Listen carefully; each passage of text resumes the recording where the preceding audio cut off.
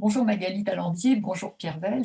Vous êtes tous les deux économistes très investis sur la question urbaine et nous allons parler du lien entre l'écologie et l'économie.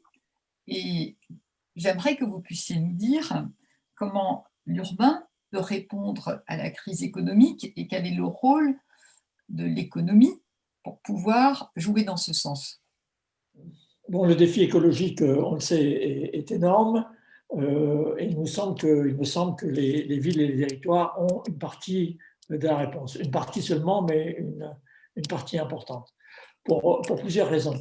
La première, c'est que le vécu des urbains et des gens qui habitent les territoires est fondamental pour les mettre en mouvement. Si on a une petite chance que la Chine et les États-Unis s'aligne avec les grands objectifs écologiques, et ça c'est vital pour la planète, et bien c'est à cause de la pollution dans les villes chinoises qui devient insupportable à cause des inondations et des incendies qui ravagent l'Amérique. Donc c'est un premier point. Les villes, c'est là où on ressent, le territoire, c'est là où on ressent la réalité du défi écologique. Le deuxième aspect, c'est que les villes, par rapport aux États, ont cet avantage de permettre une approche systémique des problèmes. On sait que les problèmes de l'écologie sont très, très liés les uns aux autres. Et on le perçoit évidemment beaucoup mieux au niveau local, parce qu'au niveau national, au niveau international, on a ces grandes approches en silo qui ne permettent pas véritablement de traiter les problèmes au fond. Alors, quand je dis que les villes avaient une partie importante de la réponse, elles n'ont pas toute la réponse. Il ne faut pas oublier qu'il y a des interdépendances considérables qui nous relient les uns aux autres. Le retour du local, c'est très très bien, mais c'est problématique quand ça tourne au localisme. On imagine qu'on va pouvoir régler les problèmes tout seul. Magali? Oui, bonjour à tous. Moi, il me semble que ce que vous nous demandez de faire, finalement, c'est de répondre à deux questions en une. Et c'est peut-être ça qui est intéressant, c'est de les poser ensemble. Il y a en effet la question de l'urbain, très clairement, hein, comment la ville peut répondre aux enjeux de transition écologique, ce qu'a commencé à esquisser Pierre. Et puis, il y a l'autre question qui est de savoir finalement comment on arrive à concilier écologie et économie. Et il est vrai qu'aujourd'hui, de façon peut-être assez schématique, mais néanmoins assez réelle, on a du mal à appréhender les deux ensemble. Toutes les approches et les actions qui portent sur la transition écologique peinent à intégrer les enjeux économiques, et puis tout ce qui porte ou toutes les politiques menées au nom d'une dynamique économique réduisent vraiment à minima quand même la question environnementale. Donc, je crois que l'un des défis auxquels on doit aujourd'hui faire face, c'est celui d'arriver à mener une transition écologique et économique pour qu'elle puisse être évidemment solidaire. Parce qu'en fait, c'est ça l'enjeu. C'est-à-dire que l'articulation entre écologie et économie, tenir ces deux aspects du problème ensemble, ça nous oblige à apporter des réponses aux enjeux sociaux. Et là, je crois en effet que les villes, comme l'a dit Pierre, ont un rôle majeur à jouer. Et je pense que ce rôle est fondamental, parce que si la transition n'est pas solidaire, si elle n'a pas de composante sociale, alors elle ne sera pas acceptée. Et on se dirige alors vers un monde des villes, mais pas que des villes, une société du conflit, une société qui ne comprendra pas les changements que nous devons opérer. Donc je pense que derrière une dialectique qui peut être perçue comme une dialectique d'universitaires ou d'experts, l'enjeu pour la société est un réel enjeu. Merci. Dans ces temps anxiogènes, ces temps de pandémie, très souvent, ces notions sont opposées. On oppose l'économie, l'écologie, la solidarité, et nous avons besoin de messages d'espoir.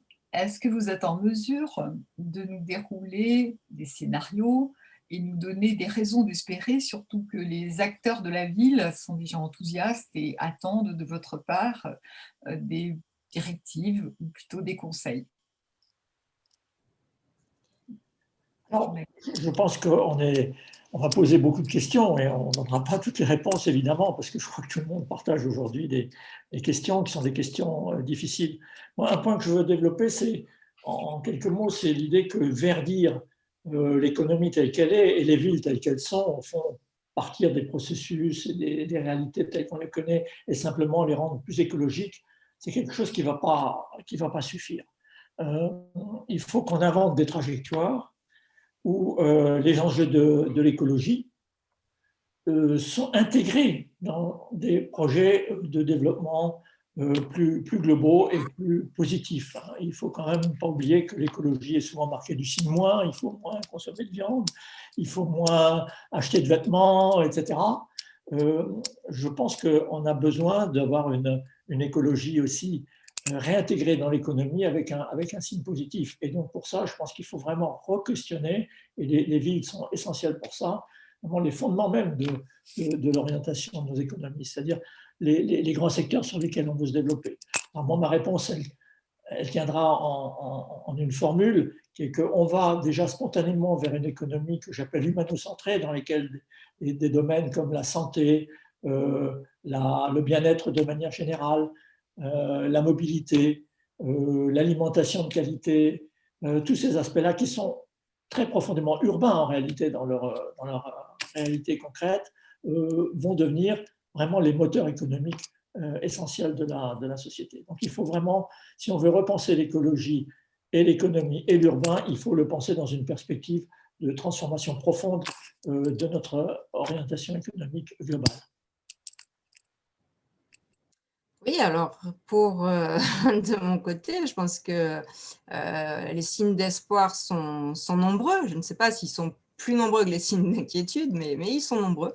Et c'est là-dessus qu'il faut se focaliser, en effet. Donc, alors moi, j'accompagne assez souvent, j'ai la chance de travailler avec des collectivités, avec des acteurs de territoire, et j'observe très concrètement, comme tout le monde, des initiatives, des innovations, alors certes des innovations citoyennes, alternatives, extrêmement stimulantes, des paris aussi politiques qui sont aujourd'hui, je pense, importants, mais j'observe aussi des entrepreneurs qui essayent de changer les choses. Et moi, je trouve, par exemple, que ce type-là d'acteurs, c'est-à-dire ce milieu économique qui innove et qui place d'autres valeurs que celles souvent qu'on leur attribue au cœur de leur modèle, sont intéressants à mobiliser. Ce que je veux dire par là, c'est qu'il faut décloisonner les mondes, en fait. Il faut sortir un peu des idées préconçues, il faut sortir de toutes ces approches qui opposent et qui clivent la ville contre la campagne, la métropole contre le reste du monde,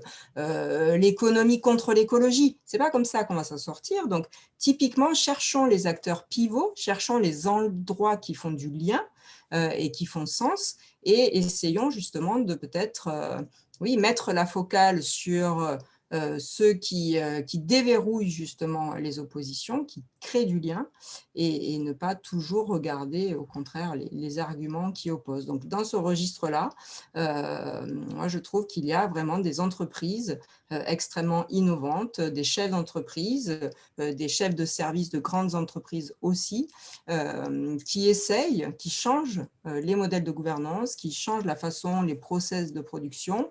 Et pour cela, concrètement, je pense que les villes et territoires peuvent aussi se faire aider par des réseaux qui existent.